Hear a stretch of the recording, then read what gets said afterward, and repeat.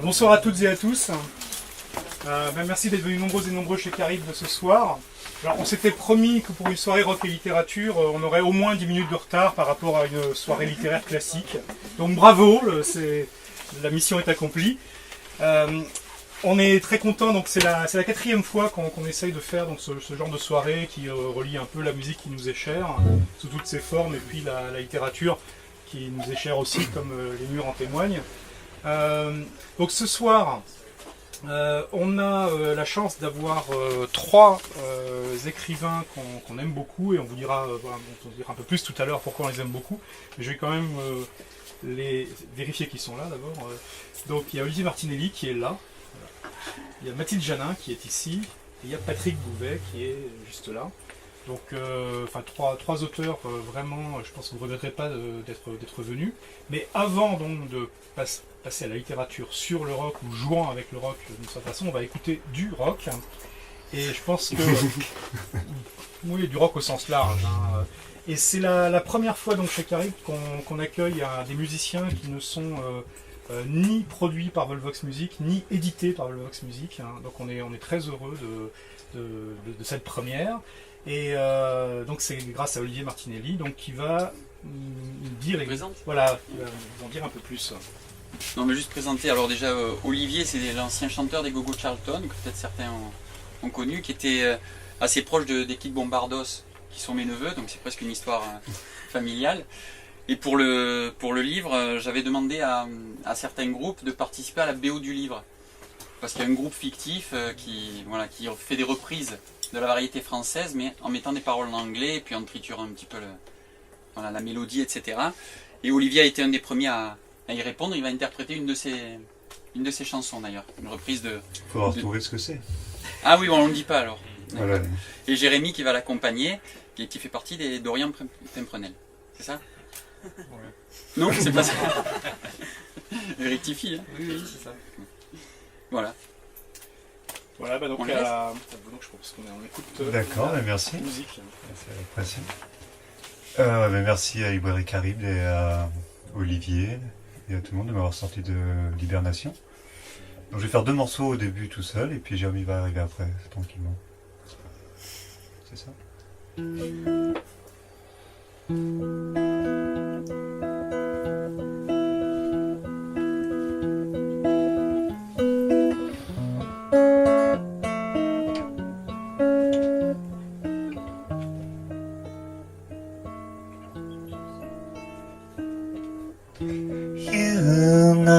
It's so hard for me to go up there and then die.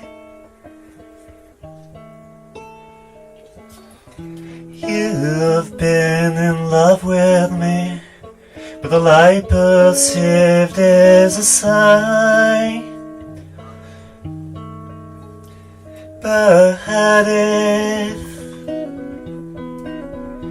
you go, and this love you never showed, 'cause you always treat me like this, will I ever know? Pardon.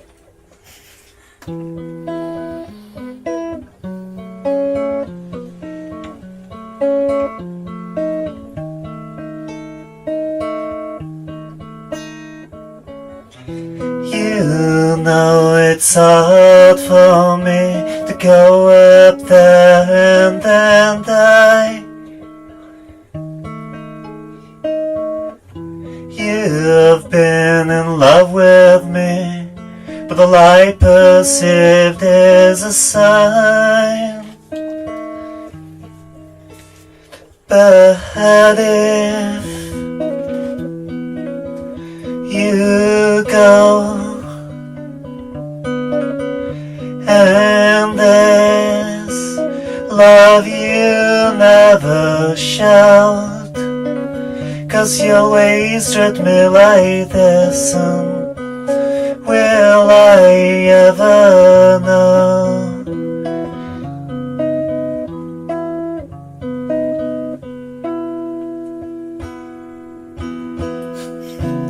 Merci.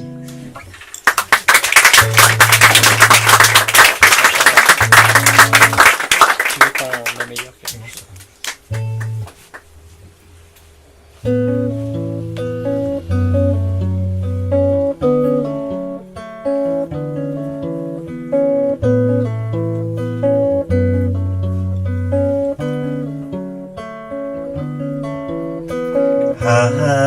I've got a girl in my bushy, prefers to be with the high.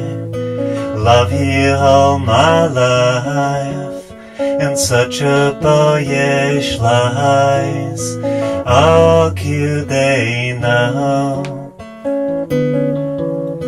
Please tell me how cute they know.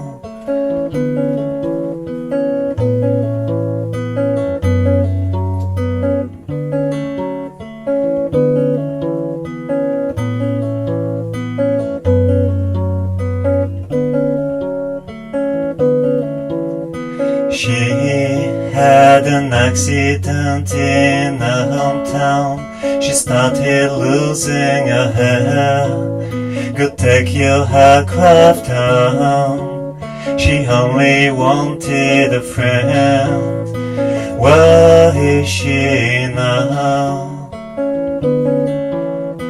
Please tell me, where is she now?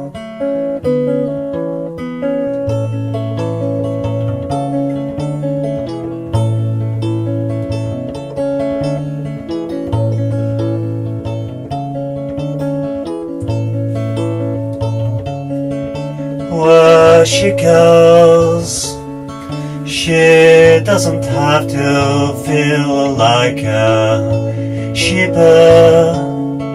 She doesn't have to deal with such heroes. Where she could be the queen of her world. The queen of her world.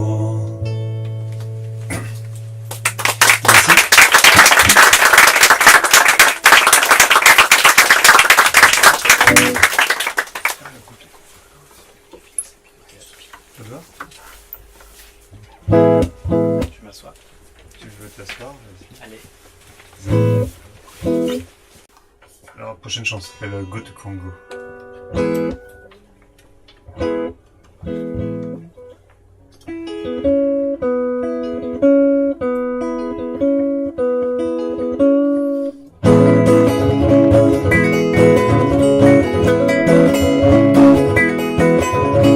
I've been a Miko, dropped in the Morocco, and might as well know we'll go to Congo. I met you sick, you told me you quit, you won't cause you know I'm a go-go.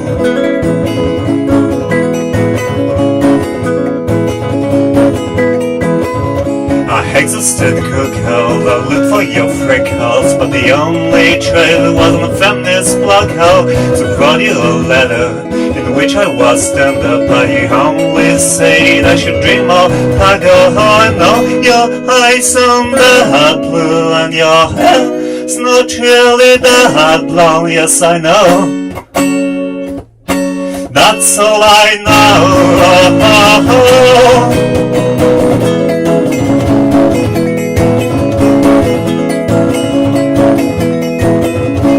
I've been a Miko, drop in Santiago, and might as well know we'll go to Congo.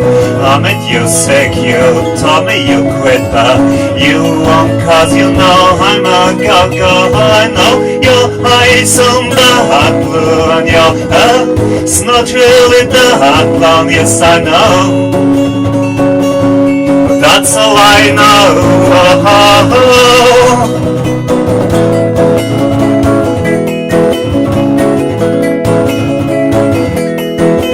Oh, you look like home to me, too good to hold. And I know your eyes don't really blink that way, your hair don't really smell that way. I know it all. I just pray for you to go.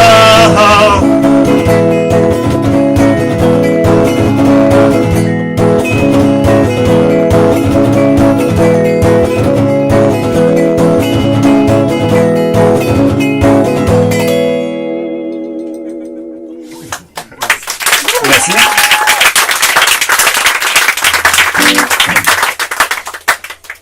La prochaine chanson, c'est une reprise d'un groupe français qui s'appelle les Bardinis. Une chanson qui s'appelle Jean-Paul Sartre is a piece of crap. Et pardon.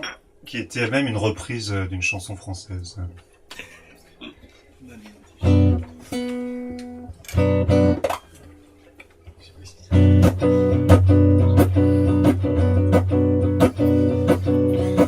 Well, I would for your eyes, your books will never show. Well, I would for your heart, your teeth you'll never know. Oh, you ran upon my hand the night you made me go. Well, I would for your heart, your teeth you'll never show. All the books you'll have to learn will set up in a row. On your end of your neck where my records used to go. All these books and all these words from Nietzsche to Plato. Recollecting our own works from your head to your toe. What could I do for my eyes in the night you made me go? What could I do for my heart but to make you how it all? Oh, you ran upon my hand the night you made me go. What I would do for your heart you surely never know. All the books you know by heart will only bring sorrow. On your shelves of stone made where my feelings used to go. All these books and all these words, all these books and all these words, all these books and all these words I'll surely never know.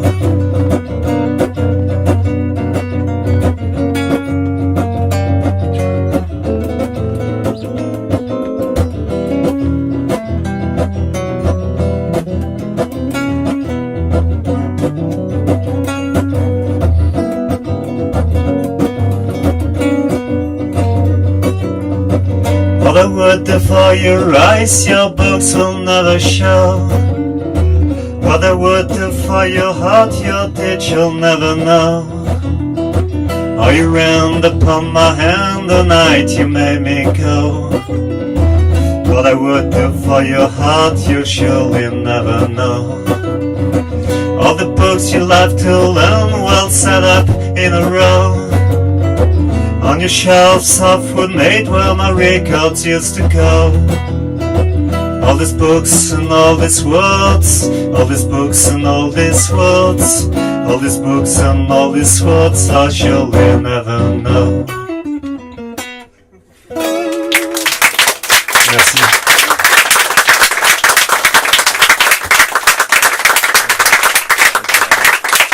Et merci beaucoup. Je me place à la lecture si c'est possible. Quelqu'un a reconnu la reprise? T'as encore un micro, hein, si tu veux. Ah, je peux essayer, mais...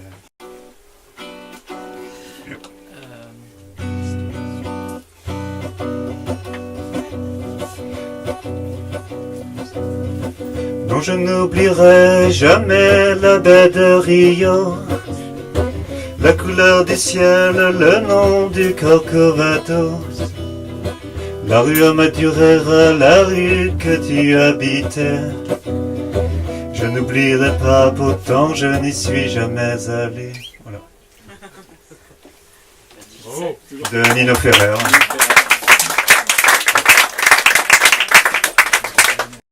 Voilà, donc ce soir, on va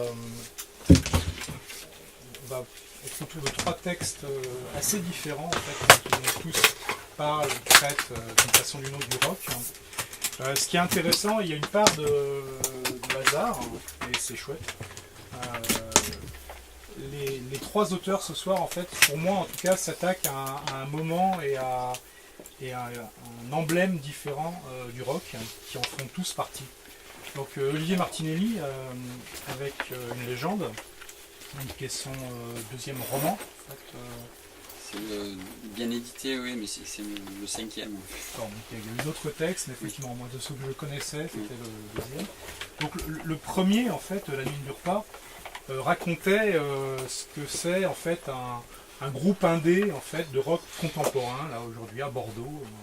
Il se trouve que c'est très fortement inspiré d'une histoire très réelle par l'équipe Bombardos, donc qui, comme tu disais tout à l'heure, sont les neveux, enfin, pour beaucoup d'entre eux.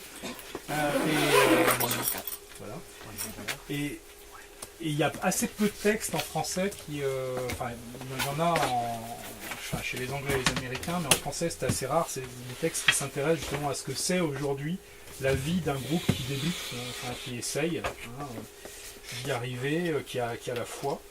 Et bon, c'est un livre magnifique, La nuit ne dure pas. Donc si parmi vous il y en a de rares qui n'ont pas déjà lu, surtout il ne faut pas hésiter à vous précipiter dessus.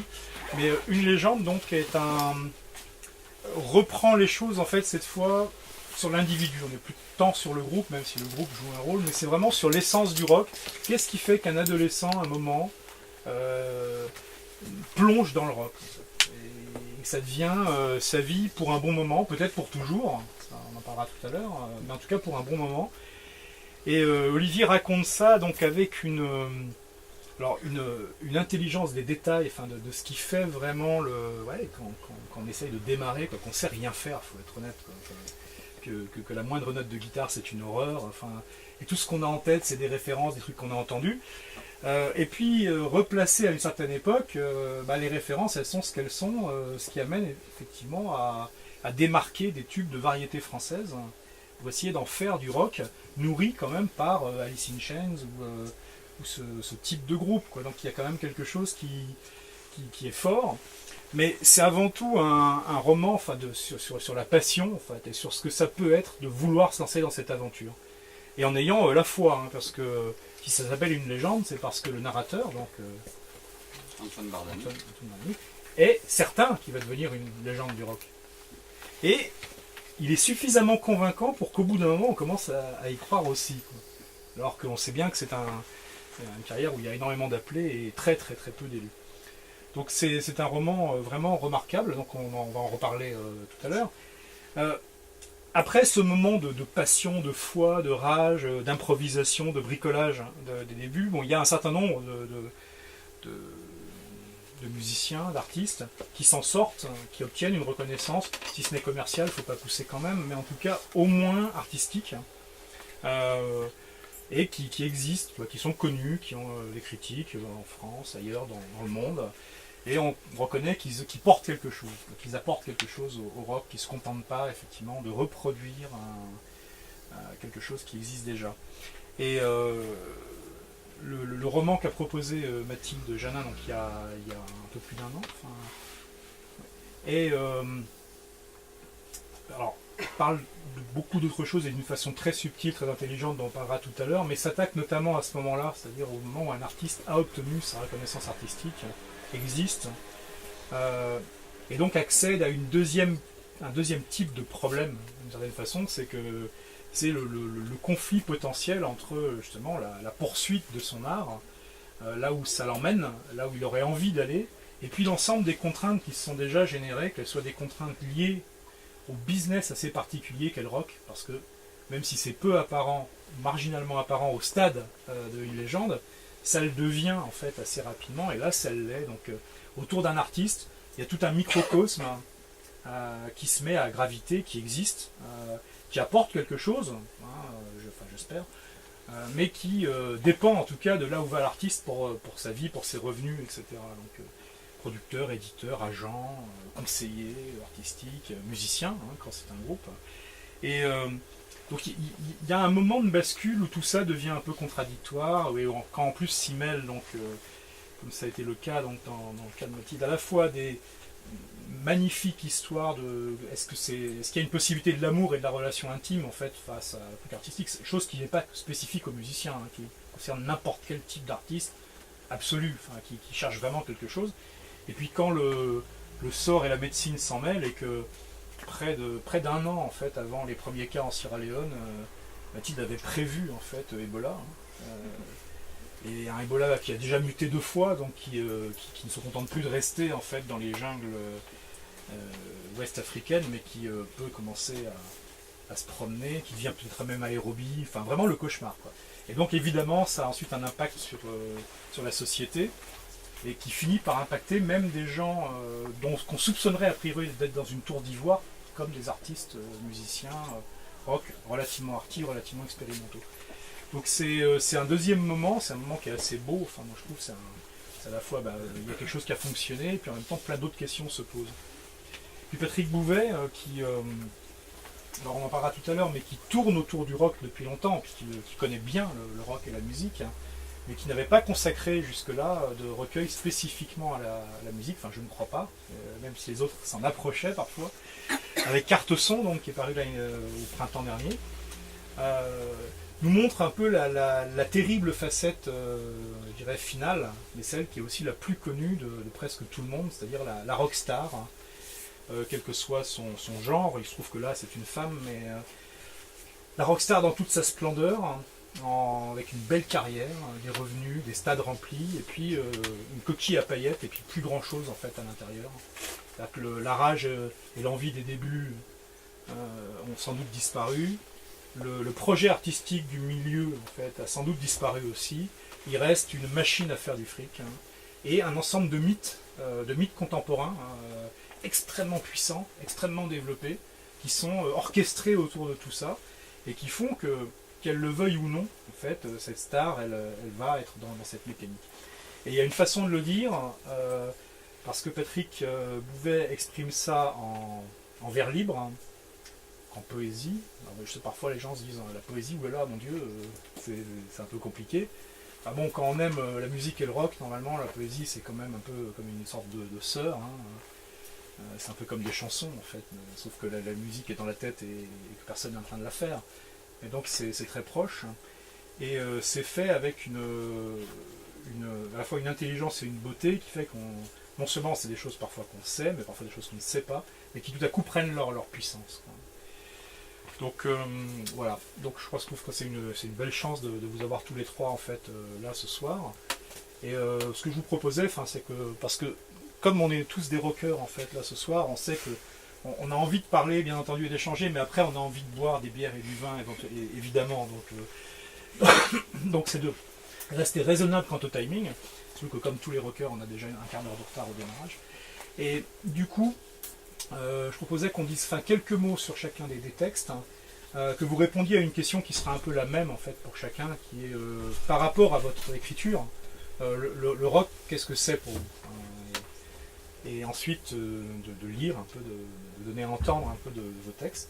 Donc on va prendre dans l'ordre en fait de la croissance naturelle du rock, hein, en espérant qu'elle échappe parfois à son terrible destin. Et donc c'est Olivier Martinelli qui va commencer. Merci. J'ai peut-être pas besoin du micro, non, je pense pas. Je pense que tu as du coffre et de l'accent. Voilà. Non, mais en fait, quel est le rôle du rock dans mon écriture? Ça dépend de quel rock on parle, parce qu'il y a des tas de variétés. Moi, c'est un rock plus teinté de pop qui m'a influencé, c'est-à-dire très souvent mes musiciens dans les livres chopent des crises pas possibles contre les solos de guitare, etc. Donc, moi, mon écriture, c'est plutôt une écriture nerveuse, voilà, qui est liée à un rock assez urgent. Voilà, on va dire, l'origine, ça peut être les Ramones, le Velvet Underground, ce genre de groupe. Voilà, et par contre, mon héros, en quelque sorte, mon personnage, déteste tout ce qui peut être Dire Straits, Eric Clapton et tout ça. Donc, il peut y avoir des virtuosités parfois un petit peu gratuites. Exactement. Et sinon, l'influence du rock, déjà, c'est ce qui m'a fait basculer un petit peu, moi, le rock dans une vie un peu parallèle, parce que jusqu'à ce que je tombe sur ces groupes qui m'ont influencé, j'étais plutôt le style très scolaire, etc. Et c'est ce qui m'a fait basculer un petit peu et découvrir un autre univers. Alors tu as un personnage exceptionnel, parce que tu parlais justement de ton narrateur, de ton héros, hein, oui. Donc, qui est un héros et dont le nom en plus c'est emblématique, hein, qui replonge dans plus d'influence, c'est Bardini, Bardani, pardon, il y a un certain nombre Influence, on sent enfin, que John Fante est assez important pour toi. Enfin, Oui, c'est une contraction de Bardamu et de Bandini. Le héros de Céline et le héros de Fante. mais il y a un Un peu personnage prétentieux, hein, quand même. mais il y a un personnage que j'aime beaucoup en fait qui est le batteur. Alors je dis le batteur parce que si je dis la batteuse, ce personnage serait capable de se matérialiser pour venir me péter la gueule. Donc j'y tiens pas, donc je préfère dire le batteur.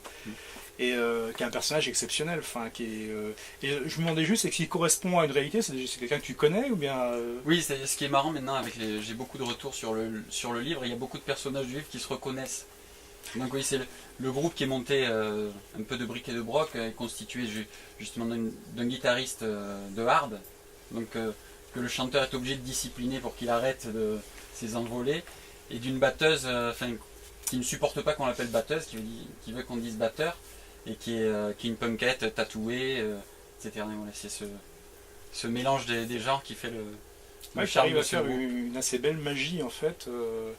C'est créé, donc je sais pas, enfin, voilà, je suppose que le groupe n'a pas existé en tout cas sous cette Non. forme, mais que justement en allant chercher trois pôles assez opposés mais pas nécessairement Je contradictoires. réalise un fantasme en fait, hein, parce que moi je suis un musicien raté, donc je m'invente un parcours légendaire justement. Et, du coup, est-ce que tu nous en lirais un extrait Oui, je veux bien, mais tu m'as pris un peu au dépourvu, donc Oui.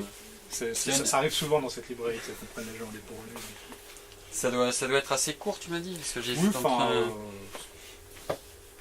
par contre, je vais faire pas trop court non plus. pas hein. trop court non plus. Je vais faire un truc pas du tout rock'n'roll, je vais sortir mes lunettes de vue. C'était une nuit sans lune, et dans cet hôtel lugubre, je n'arrivais pas à dormir. Sans doute à cause du bruit. Le bâtiment avait été entièrement réquisitionné par le festival dans lequel on venait de jouer. Et entre les musiciens, les roadies, les organisateurs et les parasites qui traînent toujours dans ces endroits, on devait atteindre la centaine de personnes. De toutes les chambres s'échappaient des rires, des accords de guitare et les hurlements de type bourré. J'ai traîné un moment. Je suis resté de longues minutes à la fenêtre, penché vers l'extérieur, en pensant à Agathe et aux pieux qu'elle m'avait plantés au milieu de la poitrine. J'ai observé les silhouettes qui marchaient sur le trottoir en bas. On vient d'enchaîner 20 dates en un mois. Et je vous jure que je ne sais même pas dans quelle ville on se trouve. La seule chose dont je sois sûr ce soir, c'est que c'est mon anniversaire. Je viens de faire 19 ans. Je ne l'ai dit à personne dans le groupe. Je suis retourné vers mon lit. J'ai attrapé ma guitare acoustique. Mes doigts ont galopé le long du manche. Plus que tout, j'adorais cet instrument. Mais je lui en voulais un peu, parce qu'il ne m'avait jamais aidé à composer un morceau original. Je n'étais bon qu'à faire des reprises. Et je me doutais que mon petit succès ne durerait pas. Les gens se lasseraient, c'est sûr. On se lasse toujours des recettes. J'ai gratouillé un moment, puis j'ai tenté une suite d'accords. Ça sonnait pas trop mal. Sur le coup, je me suis demandé où j'avais pu piquer ces arpèges. J'en étais arrivé à un stade où je ne me faisais plus trop confiance. Je me suis creusé la tête, mais non. Ces notes-là n'appartenaient à personne d'autre que moi. J'ai tenté une mélodie par-dessus en faisant la la la au début. Puis les paroles sont venues. Elles racontaient mes derniers jours et surtout l'envers du décor. Le mauvais alcool. Les puces bien planquées dans les couvertures qui doivent avoir 1000 ans et qui te sucent le sang. Ce genre de truc. Bon, et puis elle parlait d'Agathe aussi. Du fait que j'aurais aimé partager mes puces avec elle. Quand le jour s'est levé, le calme était retombé sur le bâtiment. Je suis allé téléphoner à Agathe, dans la cabine près des toilettes au rez-de-chaussée. C'est sa mère qui a décroché. Elle n'a pas été enchantée de me la passer. J'ai entendu allô et j'ai calé le téléphone sur la tablette en dessous. Je n'ai pas prononcé un mot et j'ai commencé à jouer. J'ai fait ce que j'ai pu pour gommer au minimum les aspérités de ma voix, sans qu'elle perde de sa profondeur. À la fin, quand j'ai repris le combiné, je l'ai entendu renifler à l'autre bout du fil. J'ai simplement dit « Je suis un con. Pardonne-moi, Agathe. » J'ai cru qu'elle allait raccrocher sans répondre. Ça a duré un temps infini, les plus longues secondes de ma vie. Puis j'ai entendu sa voix qui disait « Oui et non. » Comment ça, oui et non? Elle a soufflé avec lassitude, celle qu'on adopte pour expliquer un truc évident à un gosse de 3 ans. Puis elle a employé ce ton supérieur qui m'exaspérait. Oui, t'es un con. Non, je pourrais pas te pardonner. J'ai raccroché. Je l'avais bien cherché. Je ne sais pas ce que j'espérais au juste. Ce que j'avais fait avec Agathe, ça s'apparentait à monter sur le ring face à Mike Tyson, le traiter de la bête et espérer qu'il vous fasse un câlin. Je m'arrête là ? Comme tu veux.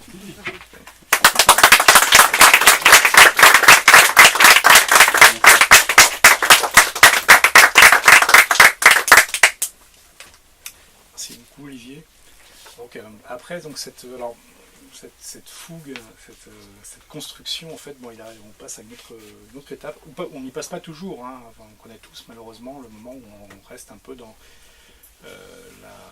la tentative de résoudre et d'échapper et de créer quelque chose à partir de cette tension qu'on a à l'adolescence, de cette rage, de cette envie aussi, hein, de cette foi à déplacer un peu les montagnes, même les montagnes improbables, comme une légende le montre particulièrement bien. Puis bon, un peu plus tard, ça peut devenir assez différent. Comme Mathilde, si tu veux bien. Donc voilà, des trois textes ce soir, ton roman est peut-être celui qui est le moins exclusivement sur le rock, même si le rock il joue un rôle central. Mais comme ça a été dit, et comme on l'avait dit je crois une fois ici, on parle de rock mais on parle d'art aussi, et pas seulement, on parle beaucoup d'amour, on parle aussi de choses complexes et fines, mais néanmoins le rock alors au sens large, hein, tu l'as bien compris, hein, ça peut aller du pop rock, mais même le hard rock et le métal pur et dur serait accepté si on en parlait ce soir. Donc quel rôle il joue par rapport à ton écriture en fait? Alors forcément je dois donner une réponse en 3 temps, parce qu'il y a 3 temps. Il y a le moment de l'écriture effectivement du livre, que j'ai commencé à peu près il y a 3 ans, le moment de la sortie du livre, et puis aujourd'hui 1 an après. Donc je dirais qu'au moment de l'écriture du livre, ça représentait un savoir. C'est-à-dire que je suis arrivée à Paris en venant d'un milieu bourgeois de province, sans rien connaître à ce type de musique. Ça rentrait pas chez moi, dans tous les sens du terme, dans ma maison et en moi. Et d'un coup j'arrive à Paris et par un de ces hasards bizarres de la vie, je décroche un entretien d'embauche dans un magazine musical. Bon, j'ai le job. Et je me retrouve avec un savoir qui me dépasse complètement, un langage aussi qui n'est pas le mien et qu'il faut que j'acquière, histoire de maintenir l'illusion.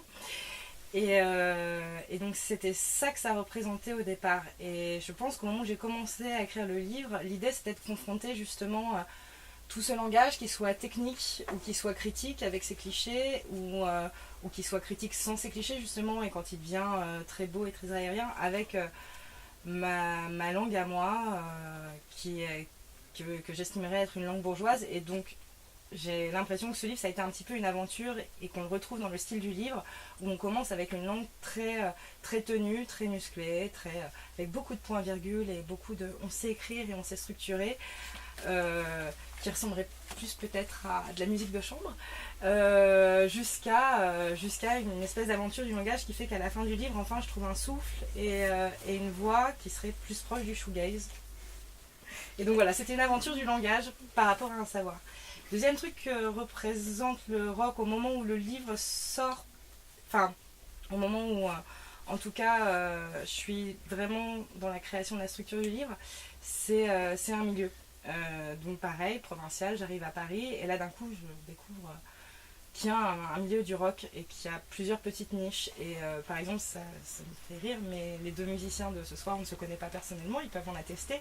Mais par exemple, bon, je dirais que vous traînez beaucoup aux Popines, a priori, que vous fréquentez Julien Roel, peut-être oui, même Étienne Greb et Antoine Bourguigneux, et on ne se connaît pas, mais je sais déjà quelle niche c'est, parce qu'on arrive à Paris, effectivement on voit ça, des niches, des endroits, des gens qui s'agglomèrent, et puis moi j'avais envie d'aller les voir, j'avais envie de savoir qui ils étaient, et je crois que c'est une des problématiques qui travaille justement le texte à 2 niveaux. Le niveau sociologique qui fait qu'à un moment donné des gens s'agglomèrent et produisent de l'art pour des conditions économiques, sociologiques, et après mon livre commence aux États-Unis et est très inspiré de la scène de Seattle, mais Seattle en gros c'était 20 mecs qui ont fait 180 groupes. Et c'est un exemple que j'ai constaté à Paris. Bon, il y a quelques musiciens et ça fait beaucoup de projets différents avec des niches différentes. Et j'avais envie de parler de ça sur cet aspect-là. Et il y avait un autre aspect qui m'intéressait beaucoup, qui était sur la question du groupe, la question psychologique, qui fait que certaines personnes, de manière admirable et à la fois presque délirante, décide d'avoir une vie d'exception et décide qu'il le mériterait plus que d'autres. Et qu'est-ce qui agit dans le groupe à ce moment-là? Et c'est assez marrant parce que je vais très peu au cinéma, j'ai peur du cinéma. Mais je suis allée voir le Saint-Laurent cette semaine, de Bonello. Et notamment le groupe de Saint-Laurent était quelque chose auquel j'ai pensé quand j'ai écrit le livre. À un moment donné, dans mon roman, j'ai employé le mot coterie, pareil, un mot bourgeois, en pensant justement à Saint-Laurent et à son entourage, et à ces gens qui décident d'emplir leur vie de grâce et d'exception. Et donc voilà, ça c'était une dimension qui m'intéressait aussi. Et après, aujourd'hui, le rock, au temps présent, après la sortie du livre, et maintenant je me suis remis à écrire autre chose, c'est surtout une respiration. Depuis que je me suis remise à écrire, je me suis aussi mise à la guitare, histoire de faire autre chose. Je ne lis plus de livres, je m'en fous, je vais à des concerts. Je suis groupie professionnelle dans ma vie et je fais ça très bien. Je suis une très bonne supportrice de groupe. Et donc, oui, 6 ans après mon arrivée à Paris, ou 7 ans, je dirais que c'est enfin devenu un style de vie, une respiration. Mais au début, c'était un objet d'étude, de désir et d'étrangeté. Impressionnant. Bravo.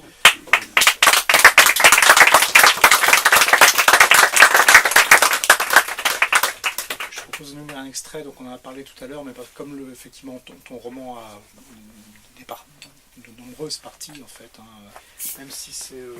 voilà, il ne faudrait pas que ça vous fasse peur, parce que je craindrais que si vous lisez le roman de nombreuses parties, vous imaginez un roman de 900 pages. Non, pas du tout, il arrive à avoir de nombreuses parties, bien qu'il soit relativement court. Mais on n'y parle pas tout le temps de musique et de rock, mais il y a des moments assez essentiels en fait où on en parle. Donc si tu veux... J'ai mon exemplaire de lecture qui est défoncé parce qu'on est rock. Alors c'est le prologue, tout simplement. Dès l'année 1985, ces images commencèrent à circuler. La première le montre assis sur une chaise, guitare lap-steel posée sur ses genoux, en train de chanter par-dessus une bande magnétique qui se déroule, à l'arrière-plan, sur l'un de ces imposants lecteurs analogiques de la fin des années 70. Capuche rabattue sur le crâne, il garde les yeux clos, à moins qu'il ne les ferme le temps de pousser une note plus périlleuse que les autres. Il se tient légèrement de profil, semble ne pas vouloir tout à fait affronter le public. Si l'on est attentif, on remarque que la lumière qui éclaire son visage provient de sources extérieures à la scène qui, elles, demeurent dans la pénombre de ce bar miteux où l'on s'étonne qu'il y ait l'électricité et l'eau courante. Ces flashs, car c'est de cela qu'il s'agit, ils les firent crépiter au milieu d'une salle presque déserte, tout contents qu'ils étaient d'avoir su pressentir que s'exhiberait sous leurs yeux ce soir-là ce que, dans leur jargon, ils désignent indifféremment par les termes de découverte, habituellement réservés aux sciences et, par extension, aux phénomènes de foire, ou de sensation, mots vagasses intimement liés à l'exaltation sensuelle qui s'empare d'eux lorsqu'ils assistent au spectacle d'un talent qu'ils vont pouvoir, c'est leur mission ainsi que leur privilège, révéler au monde. Sur la photographie suivante, il est accompagné de sa première formation américaine. L'image a été capturée au cours d'une gesticulation étrange, une danse disgracieuse où, bossu et bancal, le dos cassé en deux, les mains, tenues à hauteur d'épaule, recroquevillées dans la crispation, la jambe gauche repliée sous son corps lui donnant des allures d'oiseau disproportionnées et grotesques, un flamand, une autruche, il présente un visage défait par l'effort et l'incompréhension. Le plus célèbre de ces clichés a été pris à la fin d'un des premiers concerts de Trepan by Apes, sa seconde formation américaine. Il est étendu sur l'estrade, jambes croisées, bras écartés, menton relevé vers le plafond, bouche entrouverte. Ses yeux sont dissimulés par des lunettes noires sous lesquelles on peut voir rouler ce qu'ils déclarèrent être une larme lorsqu'il s'agit plus vraisemblablement d'une goutte de sueur ayant coulé depuis sa tempe. Mais c'est véritablement au moment de son décès, en juin 1992, qu'ils s'emparèrent de lui et l'érigèrent en idole. Dès lors, ils se mirent à lui prêter des mots qui n'avaient pas été les siens. Ils louèrent, plus que son talent, son intelligence. Ils modelèrent ses paroles en de savants discours. Ils exagérèrent sa célébrité. Ils inventèrent son importance. Ils étirèrent ses phrases, les amplifièrent, les lestant d'un savoir qui ne lui appartenait pas. Ils l'écrivirent symptomatique, ils l'écrivirent emblématique, ils l'écrivirent illuminé, irremplaçable. Ils interrogèrent sa sœur et sa veuve, un ingénieur du son qui passait par là, les autres membres de Trepan by Apes, une ancienne camarade de classe, le professeur de guitare qui lui avait donné quelques leçons au 2e semestre de l'année 74, le patron du bush situé en dessous de son ancien appartement de This Village. Ils questionnèrent, sollicitèrent, relancèrent jusqu'à obtenir confirmation de leur légende. Ils le titrèrent, l'éditèrent, le placardèrent, glosèrent sur sa disparition à l'automne précédent et sur les circonstances étranges de sa mort. Ils firent parler son silence. Ils étaient romantiques jusqu'à l'écœurement. Lorsque l'écœurement vint, ils ne s'arrêtèrent pas. Ils le rediffusèrent, le rééditèrent, le découpèrent en slogans qu'ils firent imprimer sur des t-shirts. Ils commémorèrent, compilèrent, rendirent, ruisselant, hommage sur hommage. Puis, quand tout fut déployé, examiné, exploité, régurgité, quand ils eurent fini leur exercice de contrition, déplorant de n'avoir su faire admettre de son vivant l'exceptionnelle grâce de Philippe Arnaud, se maudissant de n'avoir pas eu plus tôt l'idée d'imposer en coverboy cet homme que la laideur avait pourtant frappé de sa condamnation dès sa plus tendre enfance, ils partirent, et alors qu'ils s'éloignaient, résonnait encore la flagornerie de leurs sanglots.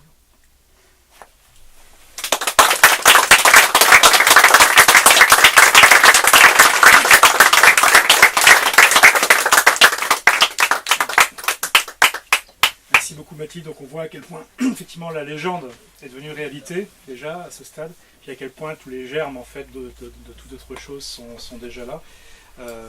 Encore plus quand la personne n'est plus là pour défendre son intégrité artistique et personnelle et qu'il ne reste plus que les ayants droit. Donc Patrick Bouvet,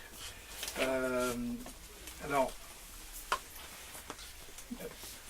Patrick Bouvet, en fait, avant de nous proposer donc ce recueil carte son l'année dernière, attendez, je vais pas tous les citer parce qu'il y en a eu un certain nombre, mais on a parlé aussi bien en fait de mythes contemporains, de choses qui structurent en fait notre imaginaire et qui le structurent à grande échelle en fait. Et il y a une volonté de ta part de s'attaquer en fait à ces agencements de clichés, à ce qui les nourrit, qui est légitime, et à la façon dont ensuite ils s'emparent de beaucoup de choses. Donc tu as quasiment commencé en fait par tout ce qui était les clichés de la guerre médiatique notamment, et du terrorisme et de l'antiterrorisme, hein, qui était quelque chose qui ont occupé les écrans d'une façon assez incroyable, et qui l'occupent encore, hein, puisque les résurgences sont presque innombrables hein, pour cet hydre qui est apparu il y a une vingtaine d'années, ou une trentaine maintenant presque. Tu as travaillé le milieu de la mode et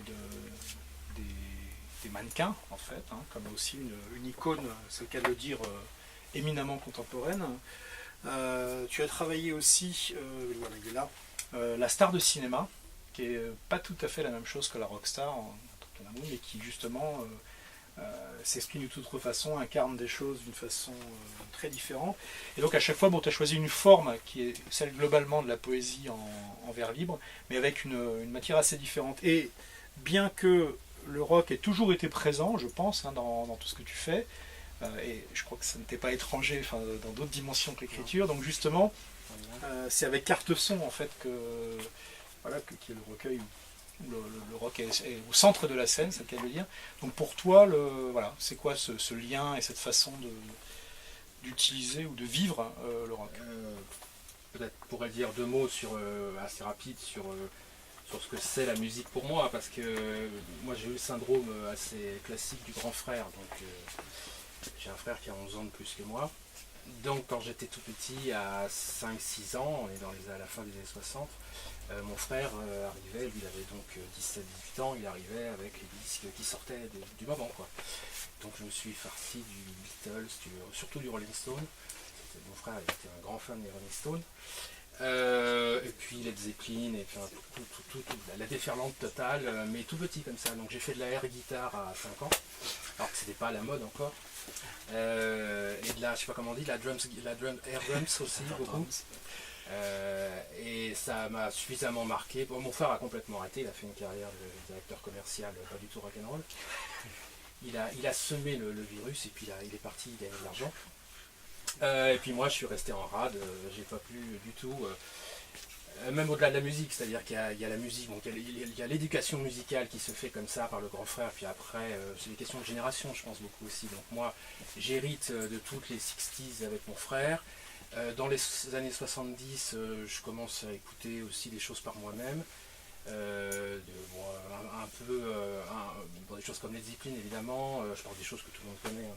Et puis aussi arrivent des trucs dont bon, je suis pas trop fan maintenant, mais que j'ai découvert aussi à l'époque, c'est la musique un peu progressive, des musiques très très techniques comme ça. Et puis je vis en direct, je m'en souviens très bien, du moment où le punk arrive. Pour ça je parle vraiment de génération, hein. Moi je fais quand même une différence entre ce qu'on peut découvrir en parcourant l'histoire de la musique et puis ce qu'on prend dans la figure au moment où ça arrive. C'est-à-dire que il me semble nettement plus puissant que de découvrir ça 20 ans après. Et donc vers 14 ans, je découvre les Sex Pistols, le punk, et j'avais commencé à lire les bibles de l'époque, en français en tout cas, c'était Rock and Folk et Best, les deux magazines phares. À l'époque, je ne savais pas qui piquait un peu tout aux Anglais, aux Américains au niveau des rock critiques, mais ça me paraissait super. Il y avait une langue un peu rock, que j'aimais beaucoup à l'époque. C'est presque une éducation, c'est-à-dire qu'il se passe quelque chose, c'est-à-dire que d'un seul coup, vous basculez dans une autre culture. Ça dépasse largement la musique, évidemment. Il s'agit de culture rock, mais quand on grandit un peu après, c'est plutôt de la contre-culture, donc même un peu politisée. Enfin, et puis c'était un peu la mode à l'époque, beaucoup plus qu'aujourd'hui, je pense. Enfin, cette façon de regrouper, les gens étaient beaucoup plus amateurs de ce mélange de musique, d'attitude, de contre-culture, de visée politique éventuellement. Donc je prends tout ça dans la figure, et puis arrive le punk, et le punk c'est en direct. Donc là, c'est ma musique.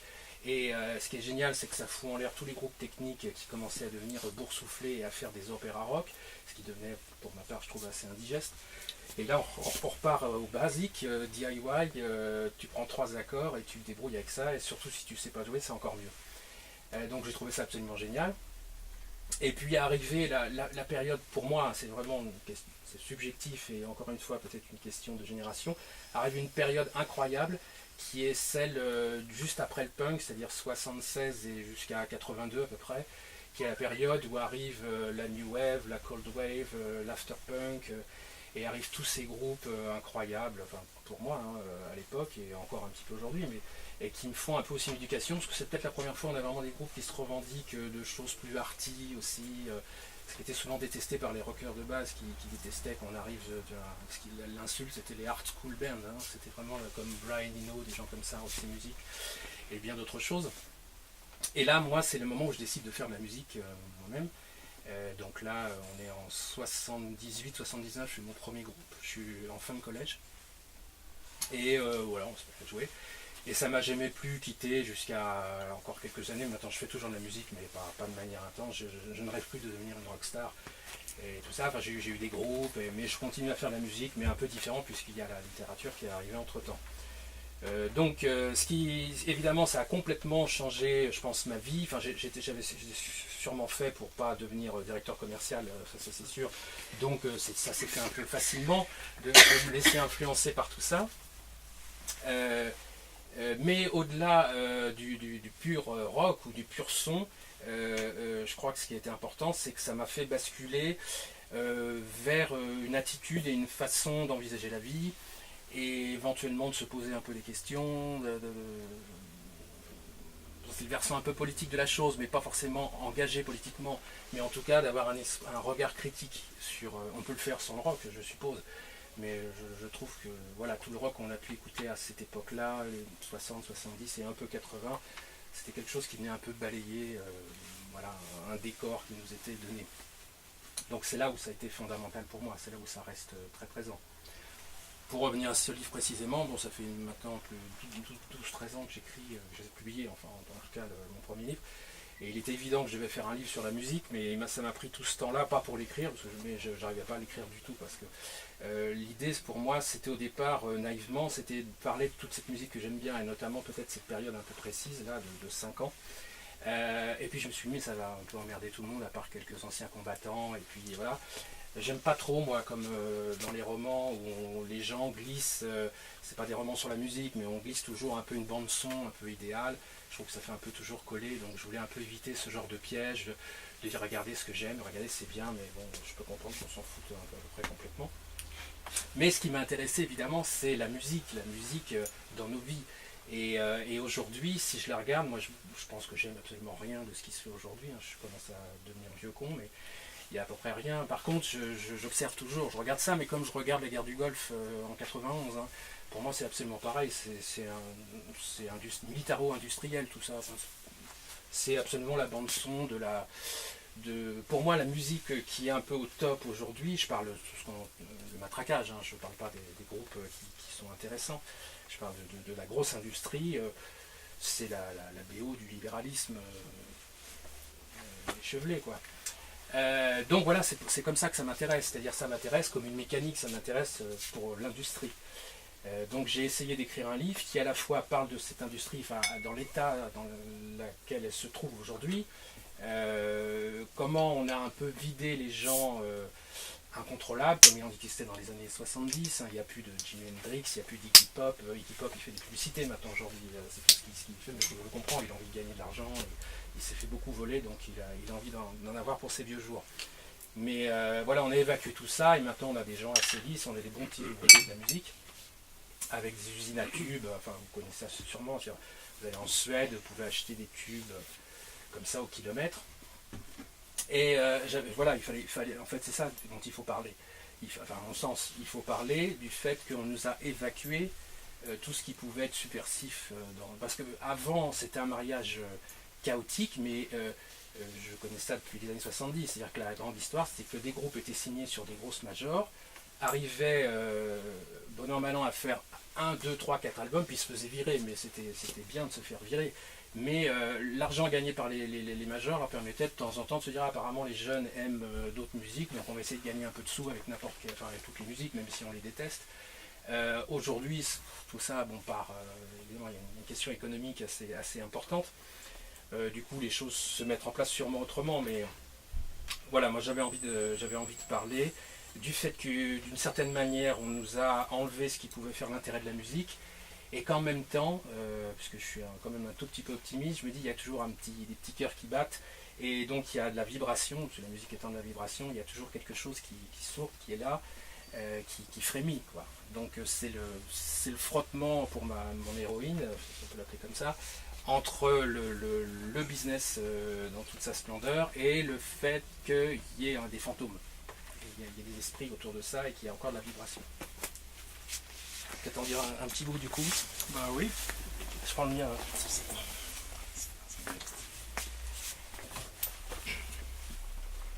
Je commence par le début, parce que je t'ai pris au dépourvu ici. Autant prendre le début. On la voit au volant d'une voiture noire, filée entre les surfaces miroitantes liquides. Une voiture vivante, une voiture panthère qui bondit dans la matière scintillante et disparaît pendant que déferlent en vagues monstrueuses les sons électroniques qui viennent mourir sur la plage synthétique chauffée à blanc, où elle réapparaît, bougeant son corps criblé de zones érogènes.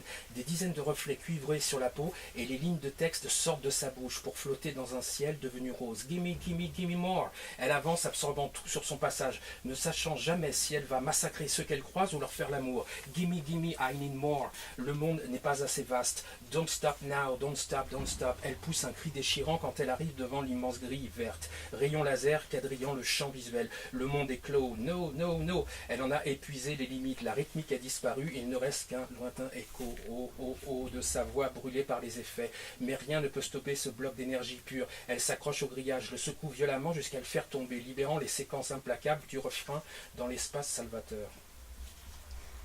Le clip totalise près de 20 millions de vues en une petite semaine. Rien ne semble pouvoir stopper cette vidéo virale. More, more, more. Elle s'accroche à la toile qu'elle secoue violemment et déjà déferle les premiers détournements et parodies.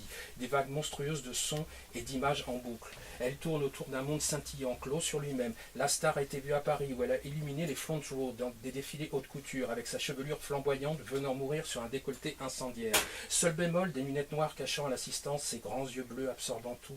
Elle a été vue dans une rue de Tokyo cadeau, entouré de bikers bodybuildés pour les besoins d'une marque prestigieuse, un shooting express suivi d'une séance de dédicaces avant de repartir pour Los Angeles afin de participer à une vente aux enchères. Don't stop, don't stop, don't stop. Elle tourne en boucle dans un jet privé illuminant le ciel, pas assez bleu pour elle, ne sachant jamais si elle va voler en éclats ou être victime d'un détournement. Ses grands yeux incendiaires fermés, elle file violemment secouée par des tempêtes intérieures flamboyantes. Elle a expliqué sur son compte Twitter avoir acheté à cette vente aux enchères exceptionnelle plusieurs pièces ayant appartenu aux monstres de la pop. Elle a assuré qu'elle était portée par l'amour fusionnel des fans de musique à travers le monde. Un espace sécurisé a été aménagé dans son magnifique ranch des années 80. Cabinet de curiosité, chambre des merveilles comme il en existait à la Renaissance. Un écrin pour ses reliques chargées de l'esprit des défunts. Ses followers ont pu voir quelques clichés de sa collection. C'est incroyable, je ressens tellement d'amour. Un défilé de merveilles provoquant d'incroyables tempêtes intérieures. Son esprit surchargé ne semble pouvoir stopper les visions. Elle le laisse tourner, ne sachant jamais si elle va produire de nouvelles curiosités ou voler en éclats. Dans cette chambre violemment secouée. Gimme, gimme, gimme. Le ranch n'est pas assez vaste pour tout cet amour. Guitare électrique, Fender Stratocaster, brûlée lors d'un concert de 1967 par Jimi Hendrix. Gants blancs incrustés de diamants qu'appréciait Michael Jackson. Une dent de John Lennon arrachée dans les années 60. La Bible usée et largement annotée d'Elvis Presley. Souliers de rubis portés par Judy Garland dans Le Magicien d'Oz. Collage de Jim Morrison, Cartoon Babies, autour de 1965, signé by Jim. Elle arrivait d'un tel endroit toute sa vie, c'est maintenant une réalité. Le magnifique ranch des années 80 lui appartient. Réaménagé par ses soins et quelques mystérieux architectes, elle le décrit comme un vaisseau magique échoué dans la nature sauvage presque vierge. Le Cosmic Ranch, comme l'appellent les fans, reste invisible depuis la route et vu du ciel ne dévoile rien de ses secrets. Un ranch rêvé, un ranch mirage dans l'espace médiatique. Les rumeurs volent en éclats sur la toile. Les rares visiteurs parlent d'un bassin peuplé de dauphins, d'une salle de cinéma high-tech, d'un jardin zen où elle viendrait méditer à l'aube et d'un studio d'enregistrement bourré d'instruments électroniques vintage. Mais il resterait de nombreuses parties invisibles, rien ne peut stopper son désir de magie. Elle aurait été vue enfilant les gants blancs incrustés de diamants de Michael pour lire la Bible usée d'Elvis. Rien ne peut stopper son amour pour le merveilleux. Un employé de maison, récemment renvoyé, l'aurait entendu raconter au téléphone que le King lui apparaîtrait à l'aube dans son jardin zen, le corps en partie brûlé, et lui lirait ses annotations en souriant de toutes ses dents incrustées de diamants électriques. Elle ressentirait alors tellement d'énergie qu'il lui suffirait d'allumer les instruments électroniques vintage pour que les reliques chargées d'électricité se mettent à dessiner de mystérieuses architectures invisibles dans le studio. Merci.